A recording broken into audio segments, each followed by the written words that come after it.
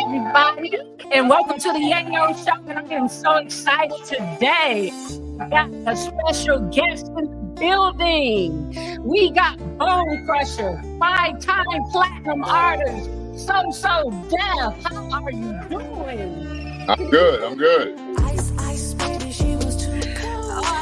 so excited. I'm so happy that you were able to come and join me today on this platform. How are you? I am excellent. Feeling good about it and loving every day that we live and breathe on this planet. There, yo. Amen. I feel that. I am happy to be alive myself. I mean, you've been to Flint, Michigan before. So growing up from where we from Atlanta to Flint, Michigan, it's a lot of people from Flint and Atlanta, Georgia now. But, you know, if we made it to see this age, we're blessed right now for what things that we've seen. You know what I mean? Absolutely. Yeah. And speaking of Flint, Michigan, you know, a good friend of mine, I did an interview with him last week, Bootleg from the Dayton family. Me and him grew up together, and he spoke very, very highly of you too. He said that you visit Flint. How was that experience for you? Because you hear so much about Flint, Michigan in such a negative way. How did you enjoy my city? I love Flint, man. Every moment I was there, Bootleg and Shoestring are and we had a great time, man. We went around the city, recorded some songs, showed me some spots, and I love any time I could hang around our people, and my people and family was always great. And Flint was a beautiful place to visit, and the people were more important than the actual place. So the people, that's in everywhere we go around this here, America, and around the world, the people are the most embracing part about any community that you visit. So Flint, amazing place to visit. And I was very honored to hang out with some of the greats from the Dayton family and some others from Flint, Michigan. Right. And I understand you did some features and you was in the studio busy working when you was in Flint. Who were some of the artists that you work with? Was Bootleg one of them? Yeah, Bootleg, Shoestring, the Dayton family, a few others. And we had it was great, man. I enjoyed myself, man. I always like to get in with the people and have fun and share musical ideas and sounds with local artists, and we talk about what it takes to be an artist in this particular business. And I'm always there to share my experiences about what I've done and what could be done for them to be better in their approach to the music business. So it was a wonderful time, man, and I enjoyed it to the utmost fullest. Absolutely. Well, I'm glad. When speaking of new artists, me being a new podcaster on the scene, I used to be a rapper coming out of Flint also, and getting out the scene. And it's really hard. Like, is there any advice that you give to the new up and coming artists, even podcasting? Because we make this joke now about podcasting is the new hip hop. You know what I mean? So it's just this big joke about it. But as a new artist, is there any recommendation, even for myself, that you can give to us? Absolutely. What I always impress upon new artists is that the persistence of the actual craft that you're in, it's about a product, and that product needs to be embraced, loved, massaged, taken care of, and in a way that you care about it like you care about paying your rent. You're paying your light bill, you're paying for all this stuff, and you're paying for a podcast show. Right. And embracing the product. And that's what it is. It's love first. It's understanding that that's what you want to do in life.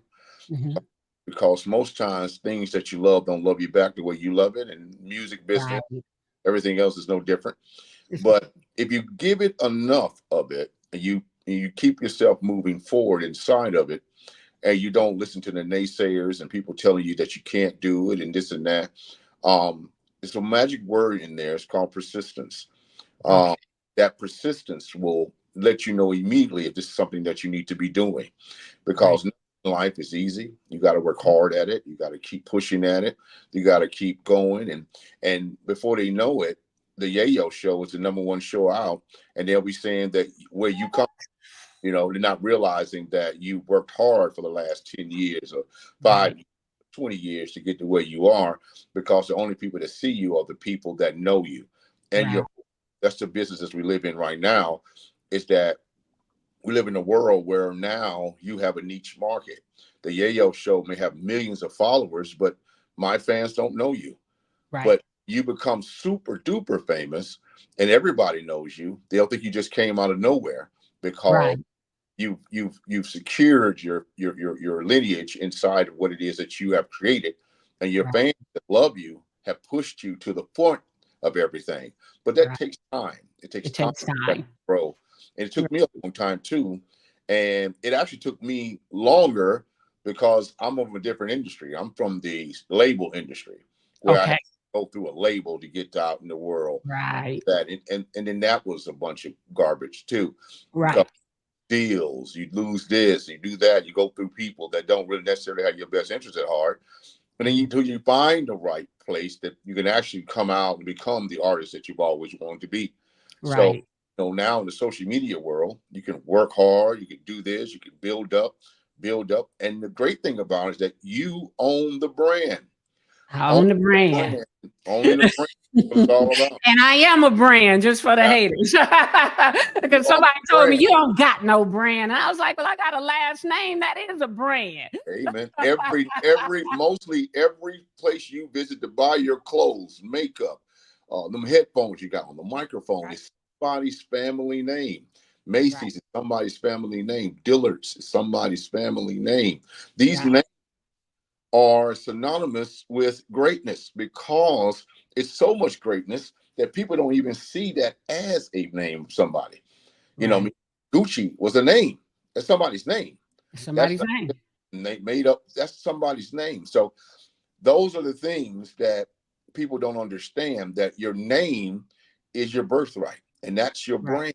You And build that's your your brand brand. to become something phenomenal for you and the wealth building of your family and friends, Right. and that's really what it's all about, man. We work with a lot of young artists. We help break Lotto is one of the artists that Right. break.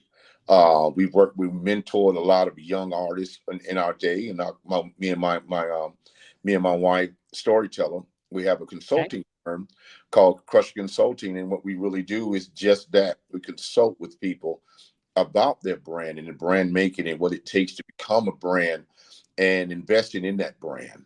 So Okay. my advice to young people, back to the topic, I got a little tangent there. It's okay. We love it. Uh, my advice to young people is to keep pushing, persevere, and you'll know if this really is something that you want to do. Like Right. a lot of times we jump into stuff we don't know necessarily that's what we want to do, and if we don't make it in 2 months, we quit. Wow. So if we Yeah. don't, if you stay at it, the Yayo show will be big. It already looks nice. I like the way it looks. Thank you. Thank you very much. Very welcome. But was it a time when you were coming up in the industry that you got discouraged, like you wanted to Ab- give up, like with the bad record deals, and then you got with So Deaf? Absolutely. That's human nature. Okay. It's human nature to get discouraged, Right. right? But what makes the difference between a coward and a winner is the action, right? They Okay. all have the same feeling. They all have the same intuition. They all want to quit. They all want to do whatever. But what the hero does and what the coward does is two different things. The hero keeps going. The coward quits. Right. Both things are inside of you, right? Right. As you move Right. forward, both of those things are going to happen. Someone Mhm. to you is going to tell you that this ain't going to work, man. And you value their opinion. You value the way they look at you. And you Right. and dang, if this person don't believe me, then man, what am I doing it Who for? else will? Like, All right. yeah. But at the end of the day, you can't Thank listen to me because the you. goal and God didn't tell the dream to them; they told it to you, and that's what you have to understand: that the dream is yours, not theirs. When you Right. lay in bed and you go to sleep and you have a dream, that's your dream, not theirs, It's not right? there. So you Okay. got to make that dream become plausible and a very, very potent reality Okay. that is something that will be a viable source of income from not just money, but from a spiritual and a beautiful space for you. Right, right. Okay, all right. So you were saying that you and your wife work on a consultant and helping new artists also. What else? What's the new projects that you're working on? Rumors have it that you might be working on a reality show also coming up, or talk to me about that. Um, I have several projects. Well, we have several projects in the making. Okay. Recently, we just got nominated for 2 Emmys for a show that we have now that's playing on. Oh, congratulations. The show is called Welcome to the A. Once again, Okay. on Peacock. And it's basically a docu-series about the making of the Atlanta sound from a historical background and also from a fun background. Okay. Everybody from Jazzy Faye to Toomp to Too Short. I mean, Lil Jon, the list goes on and on and on. Right. And basically, it's a great depiction of what Atlanta is about and was about and where it's going musically. Okay. So yeah, if you get a chance, check it out on Peacock. Yeah, we're gonna check it out and make sure we're gonna put all the information on the link on my YouTube channel also, so Yeah, people can tap in with you and the link onto their Instagram and all that good stuff too. So in Atlanta with the new artists coming out, who is some of your favorite new artists that's coming out? You mentioned Lotto. I'm an underground person. I am yeah, really on Belly Gang Cushion right now. I right. don't know, but I just love his sound, and I'm really, listening just, to some indie artists and stuff like that. Yeah, What new artists are you rocking right now? Something I always ask for the new artists up yeah, yeah. I listen to so much stuff. Um, Mhm. and I help a young lady. Her name is Asian Okay. during COVID, and help her, with everything from her show to the way she presents herself on interviews and all that. And she's Okay. doing very well. She's from Atlanta. She's on the record label called Break 'Em Off Records. Uh, Okay. Recommend her if you like the raunchy, having a good time type of music. Okay. That's good stuff. I mean, it's the best of that. You know what I mean? And she's a great artist, a wonderful spirit. And I think that she is something. There's another girl that I like. I just started listening to her. I cannot remember her name. I think her name is London Bay from Atlanta. And Okay. she's dope. As I ain't said no dudes yet. So I'm trying to think of a guy. Right. And I'm excited about it because the female rapping coming, especially like when you were coming up in the early 2000s in the 98, it was Right. really hard for females, especially me. I wanted to be a rapper, and I'll be honest with you. I moved to Atlanta in 96 to try to pursue my career. And they told me that, I grew up with bootlegging them from the Dayton family. A Yeah. music producer actually told me, you look too cute. No, nobody would believe you really that gangster. Right. And Right. they told it to Toomp. Right. Right. They told it to some of his fans, like, well, we won't believe her. And Right. I'm Right. like, how hard dealing with a record label, you know what I mean? And it's just like, oh my God. But it is what it is. But I mean, I'm just happy to hear when I'm actually, because don't forget now, when I'm talking to you, I'm real like geek. You're a 5-time platinum artist, okay? So let me just right. put it out there. This 5-time platinum on the screen right here with me, Right. y'all. So it's like to hear him just, say like this female rapper and that female rapper 10 years ago, you didn't hear other artists say these kind of things. So it's just kind of put a Absolutely. smile on my face again. Like, I wonder if I'm too old to go back to that. Well, the thing about it is that music is speculative, and it has different dynamics in it that now the generation, I don't know how old you are, but the generation that enjoys music is every generation. So you Right. got when it comes to hip hop is a large kaleidoscope of different types of genres inside of it and different age groups. Now hip hop is now in like a third, fourth stage now. So Right. you have hip hop in Generation X, you got hip hop in millennials, you got hip hop in Generation Z. So you have several different fans inside of that. So of course you could come back and work hard on some good music and display that to your fans, and they will love you. And it's good to them. You know what I mean? It's not difficult to acquire greatness if you are great. Right. It's harder when you got to work hard at it because you're really not that good at it. Music ain't for everybody. And that's what the problem is. I think is in the business right now. everybody's trying to do it, and Right. it's all based on our one of our primary needs to consume everything because we like to see everything.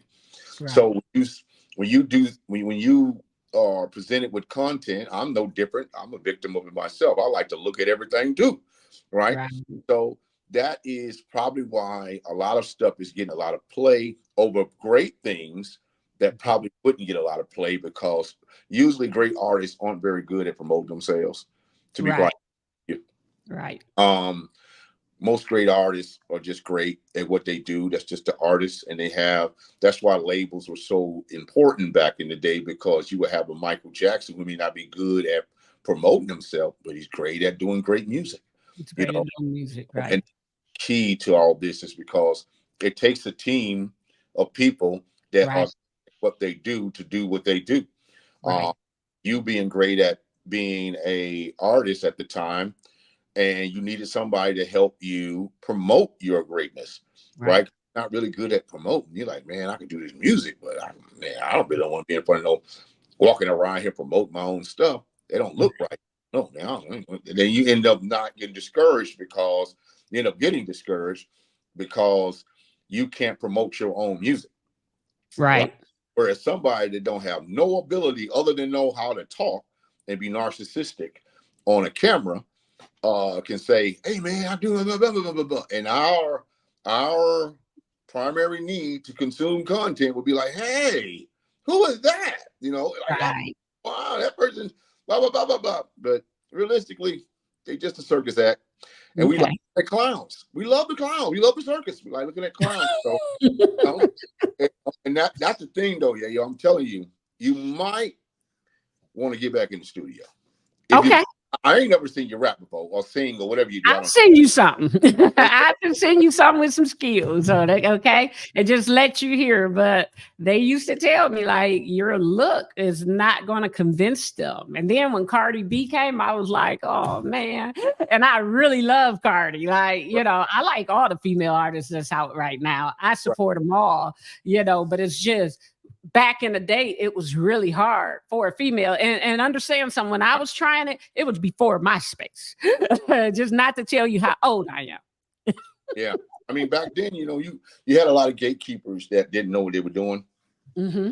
stopping what could have been great.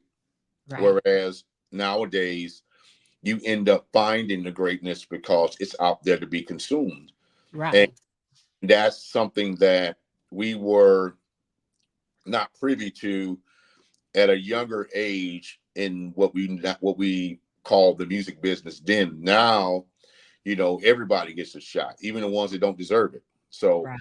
um, like I say, man, if you want to, Don't give up.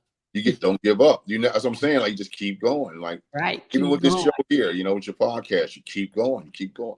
Everybody, Hmm. man, bump them. Keep going. Okay. Don't Right. stop. And when we talk about record labels too, how was your experience when you were with So So Def? Because So So Def had a lot. I mean, a lot like yourself, 5-time platinum artist. From you got the Brat, Bow Wow, even Crisscross, more and more. The list goes on. Right. But how was that experience working with the company and the label? And what was the best thing about it that you remember? Well, I had a great experience with Social Debt because I had great lawyers. You know, Okay. having great lawyers creates a very wonderful space for creativity, right? Okay. And because my paperwork was good, my lawyer was a monster. We negotiated a great deal with So Dev and Break Them Off. Shouts out to Dan Brown. Um, we I had a great experience with Social Dev. I still, to this day, I don't have no problem with Social Dev Okay. because, and I tell artists all the time that it's a business, right? Right. And if they can mess you over, they will. Not Right. So Deaf would do this, Right. but understand that if they could mess you over, they will, because Mhm. trying to accomplish something with your product and try to take your product and make the most money out of your product, right? The optimum word in that is your product. So they try to take your product and make all the money off of your product and just keep it for themselves, right? Right. Your Right. job to not allow them to do it. So it's I figured out that I needed a great lawyer. My manager, me and my manager at the time, Scattermat, went and found me a great lawyer, and I negotiated the deal. We negotiated, everything was great. After that, it was beautiful, man. It was beautiful. I had no So Def. I got no problem with JD. We still do shows together. Just did a show at BET Awards last year. Yeah. Last year. Okay. Yeah. So I had great times. Brad. What, a few years ago, you guys went on a tour, like a So Def tour, didn't you guys? Yeah. We were scheduled. Yeah. We end up getting it postponed, and we ended up doing one show in Atlanta. But that was dope. You know, even that, we had a great. Then we did great things. Like we still are. Like I'm still cool with everybody on the label too. Bow Wow, Escape, Jagged Edge, wonderful people, man. I ain't got no problem. All right. Well, shout out to them and So Def. Yeah, man. Freshman for being here. You also, I remember back in 2003 when your song was such a hit, and I remember what the music did to me and how it inspired me. And I'll be honest, I was always into a little fitness, but you can put on that Never Scared.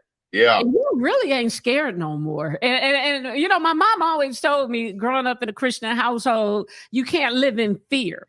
But that song represented with us like, no, I'm not scared. And to this day, it's still like a part of that song that stay in your head. When you about to go up for some action, I ain't never scared. Like, I'll be honest, I was just telling a friend, I used to joke and tell, you know, like a class clown. I said, I don't even lie no more, because when you lie, that means you scared, and I ain't never scared. Right. You know what I mean? Like, that song just changed a lot of people. And it just, even in Flint, Michigan, when that song came on in the club, we was like, Never Scared and Tear the Club Up. Those two songs right there would get Flint out the chair and just get it. And then I would just see like kids playing on the Madden. The song was also featured on the NFL Madden in 2004 also. So it was really a big thing, you know what I mean? So I am happy that you took out the time with me today.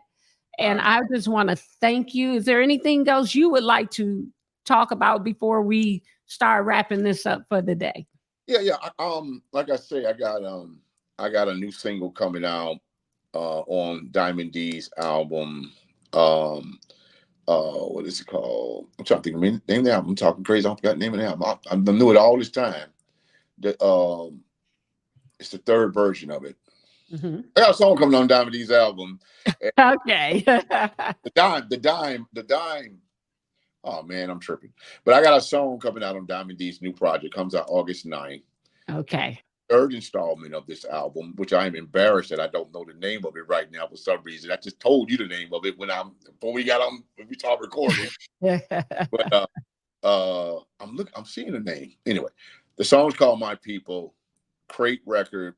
Diamond D produced a wonderful song, and I apologize, Diamond D, for forgetting the name of the album.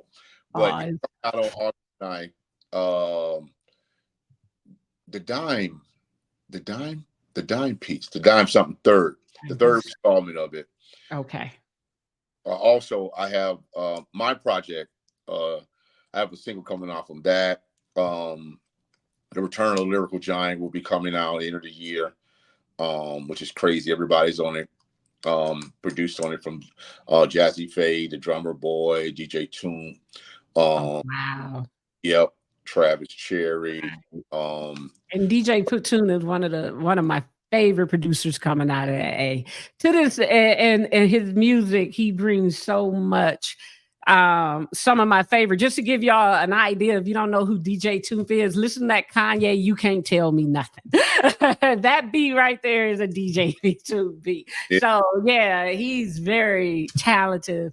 And he was another person that I watched, because he's been DJing since high school, that never gave up. Even if people be like, oh, why don't you do this? DJ Tooth never gave up. And look at him now, you know. So shout out to him and tell him hello. I will. Southwest Atlanta. That's good family there. Well, Bone Crusher, we're going out of a little time now. So thank you so much for your time. And I'm going to shoot you that music over there so you can hear it. All right. All right, everybody. Bone Crusher, and thank you for coming. And we will be talking again in the future too, okay? Let's do it. All right. Thank you.